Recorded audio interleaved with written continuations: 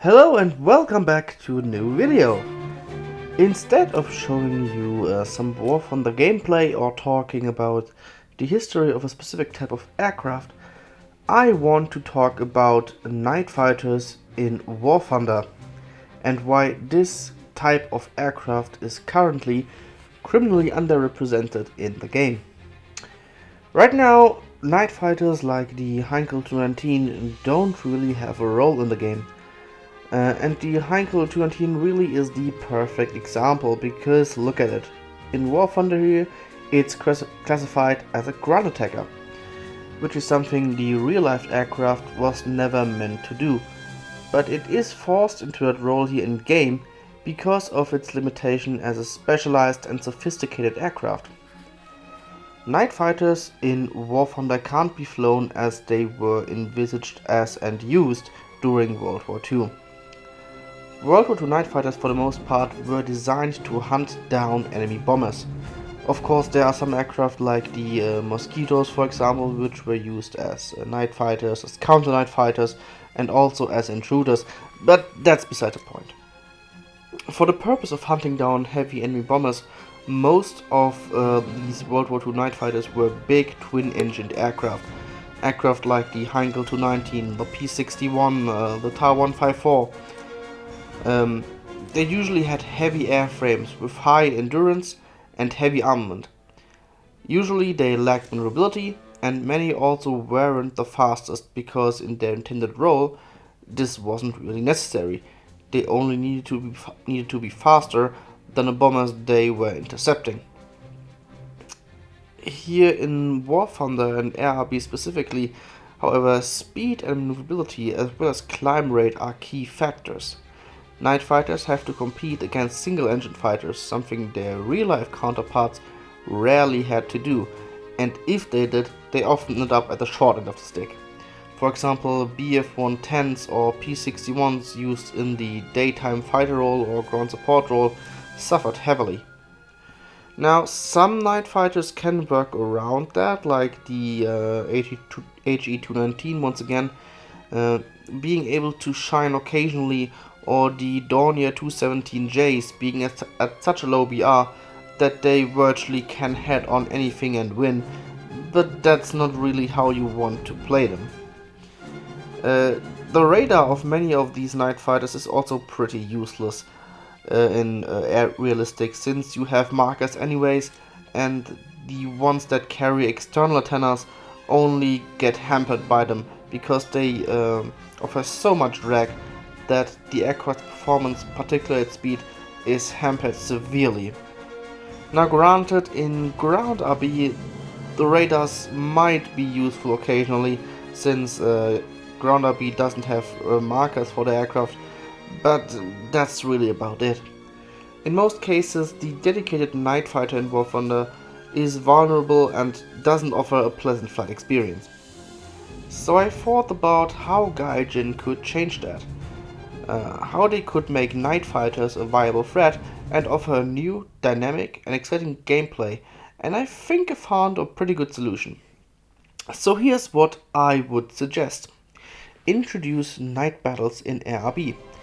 Now before you say we already had those etc, hear me out, just hear me out for a moment. I would introduce night battles in a different kind of way as they were or are implemented right now, with new mechanics and rewards. First and foremost, night battles should not be a separate game mode, but be part of the regular RB battles, but of course with preferential selection. This means night fighters and bombers in the queue will be chosen preferentially. Single engine fighters should be able to join as well, but only in small numbers, maybe 1 or 2 per team. Single-engine day fighters were used by the Germans, for example, as wilde Sau, so they would fit the historic context. However, they would not be as effective as the dedicated night fighters in this scenario, and pilots might not want to fly night missions. So in the settings, the players should be able to switch off night battles, similarly like you are able to ban a map from rotation or join ongoing battles. Night fighters should always get the preferential treatment to fight in night scenarios, but players may choose to fight in regular daytime RB missions if they wish to do so. So far so good, I hear say, but what about the bombers? Who in their right mind would use a bomber in a night battle just to act as cannon fodder for heavily armed night fighters? Well, the solution for this would be higher rewards for bombers during night battles. Spotting targets will be more difficult, and the environment they are in will be even more dangerous. Higher rewards will make playing bombers in night battles more attractive. In addition to this, we could also have night battles be way more dynamic in gameplay by adding a few extras. In World War II, German night fighters were usually guided into the general vicinity of an incoming bomber stream by ground radar like the Würzburg Riese, before their onboard radar sets would do the rest. Adding these ground radar sets to help night fighters find their targets will prevent bombers from just climbing to space in the dead of night. This also brings me to the point of how spotting will work during these night battles. Because in conjunction with these ground radars will be large spotlights. Once a bomber is detected by ground radar, these spotlights will search the sky for their target, and if the player hits the searchlight cone, their name and type of aircraft will light up. So the bomber player will need to fly evasively to avoid being detected, because unless he is either detected by the searchlight or by the night fighter's onboard radar, he will not be spotted. Additionally, these ground radar sets will make for strategically important secondary targets that can be bombed to prevent the defending night fighter team from locating the attacking bombers. This way, night intruders like for example some of the mosquitoes will also have their spots to shine in night battles. ARB in general has become rather boring in terms of mission profile. It's usually either kill every enemy plane on the enemy team, or win by tickets after destroying ground targets, yet these ground targets don't offer really any strategic value. Making ground radar and searchlights an important factor in night battles will add an additional layer onto the existing type of ARB experience not previously seen. Onboard radar sets will finally serve a purpose, and night fighters will finally be able to do their job as they were intended to. Of course, there are only really 3 nations that will truly benefit from this: America, Great Britain and Germany, but there's no denying that this sort of gameplay would make for a very cool and different experience in ARB. And despite these 3 nations being the main benefactor from night battles, there were a few night fighter aircraft from other nations as well, like the Russians with their already in-game Tu-1, or the many wacky tries from the Japanese to convert some of their Navy torpedo and dive bombers for the night fighter role, as well as they, of course, possessing their J1N1 Moonlight twin-engine fighter. And also, let's not forget that this will open up a whole Pandora's box of still missing night fighters and night fighting or night flying equipment that will make certain aircraft more unique to play. Speaking of which, let's look at some of these aircraft. This will only be a short overview, so no historic deep dives. It's also not a comprehensive list, just a few noticeable ones. And first on this list is the Dornier 215B5, which will be a low-tier entry-level night fighter sorts of. This aircraft started out as an export version of the Dornier 17. Instead of that aircraft's radial engines, however, the more powerful DB601 was fitted, significantly improving the performance and aerodynamics. Yugoslavia ordered a bunch of these aircraft, but they were never delivered, and the Luftwaffe incorporated them into their own arsenal. Of the 105 built, around a dozen were converted into B5 night fighters equipped with 7.92mm machine guns and 20mm cannons.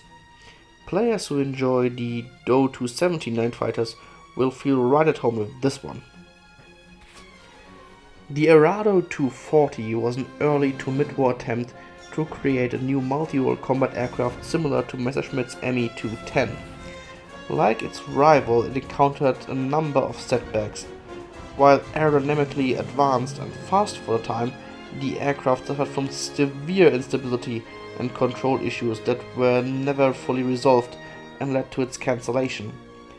At least one of the prototype aircraft, the V-10, was converted and tested as a night fighter, complete with a Liechtenstein radar set and 4 20mm cannons as forward offensive armament. With only a single prototype made, this could make for an interesting premium or event night fighter at the middle ranks of the World War II aircraft at around the same BR as the Messerschmitt 410. Pilots who like that machine should feel right at home with the 240, since it's not only of a similar layout, but even uses the same Daimler-Benz 603 engines. Now for the Allies, we have first the P-38 Pathfinder.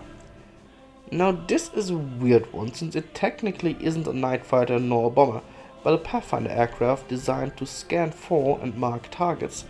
This rare version of the Lightning had a bulging nose with a second crew member who operated a ground mapping radar that allowed tracking of ground targets even at bad weather or at night.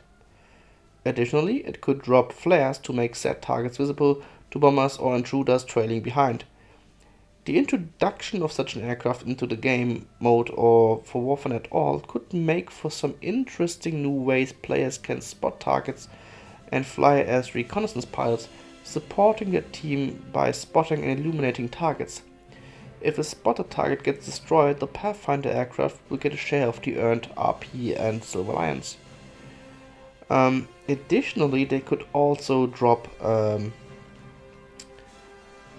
chaff. Now, in World War II, chaff was used by the British to confuse German radars. So either the Pathfinder aircraft could drop them or the bombers themselves, which would also open up a new aspect for aerial warfare during night battles. Additionally, the introduction of such Pathfinder aircraft opens up another can of worms for more and more aircraft for that specific job, but I specifically wanted to include the P-38 Pathfinder because it just looks so weird. However, this is not the only night operating version of the Lightning. There's also the P-38M, a dedicated radar-equipped night fighter, which was based upon the P-38L. This would be one of the most powerful night fighters on the Allied side, since it combines the excellent performance of the P-38 with a powerful early radar. Continuing with the British, the Brits can trump with their Mosquito. There were a plethora of night bomber and night fighter variants as well as night intruder ones. The Mark IV bomber, for example, was almost impossible to intercept by the Germans at night, and the NF-30 night fighter was one of the most potent night fighters fielded by any nation of the conflict, combining a reliable and fast airframe with a powerful low-drag radar and heavy armament. At lower battle ratings, the Brits can also field night fighter versions of their Beaufighter, which, like the later Mossies, were deadly opponents. Most interesting, however, would be the Boden-Paul Defiant. A turret fighter, this highly unusual machine lacked any forward-facing armament and instead used a powered dorsal turret with 4 303 machine guns. During the Battle of Britain, after losses mounted, the Defiant was used successfully as a night fighter afterwards. This would be a machine for the lowest ranks in War Thunder, as it is quite tricky to use, but it would make for very interesting and quite unique aircraft. It would also be another great contender for a premium or event vehicle. Next on our list is the Junkers Ju-88G6, and this is one of the machines I'm still confused as to why it is not in the game yet. It was the ultimate evolution of the fighter versions of the venerable Ju-88, and in its final configuration even rivaled the Heinkel 219 in capability and even surpassed it in some regards. Equipped with powerful UMO 213 engines 4 20mm cannons plus schräge Musik, as well as aerodynamic improvements over earlier C-series night fighters, like omitting the Bola gondola below the cockpit. The Ju-88G was one of the most potent and powerful night fighters of the Second World War. Some of the last machines completed fielded the Funkgerät 240 Berlin Cavity Magneton radar, reverse engineered from captured British systems. This system, mounted behind a plywood nose cone, finally did away with the spindly stack antler antennas of the Liechtenstein radar, greatly reducing drag. This would be one of the most powerful aircraft during night battles. Lastly, there are also 2 jet-powered night fighters we don't have in game yet that fit the World War II category: the Messerschmitt Me-262 B1AU1 and the Arado B2N Nachtigall. Both were conversions from existing daytime aircraft. The Messerschmitt converted from 2 Sea trainers, the Arado converted from a regular B-series aircraft. Both these machines will be the pinnacle in the German night fighter line.